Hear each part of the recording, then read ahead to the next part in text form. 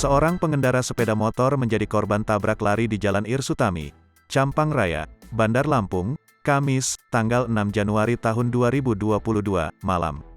Kecelakaan tersebut menyebabkan korban bernama Maili Alvinanda, 45, warga Sukabumi, Bandar Lampung, meninggal dunia di lokasi kejadian.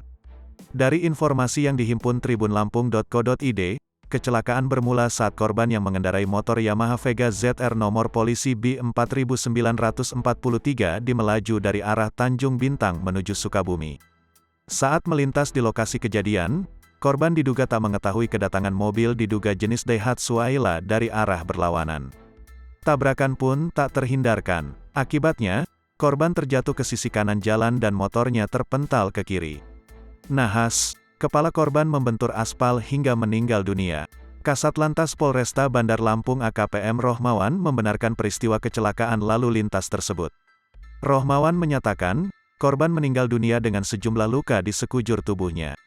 Luka lecet pipi kiri, luka lecet pergelangan tangan dan kaki kiri, mengeluarkan darah dari telinga, kemudian meninggal dunia, kata Rohmawan, Jumat, tanggal 7 Januari tahun 2022. Rohmawan menjelaskan, berdasarkan keterangan saksi di sekitar lokasi, sebelum terjatuh korban sempat bertabrakan dengan mobil. Bukannya membantu mengevakuasi korban, pengemudi mobil langsung melarikan diri. Setelah terjadinya kecelakaan, mobil minibus sejenis Akia atau Ayla berwarna putih, plat nomor tidak teridentifikasi, langsung melarikan diri, beber Rohmawan. Jenazah korban sudah dijemput keluarga untuk segera dimakamkan.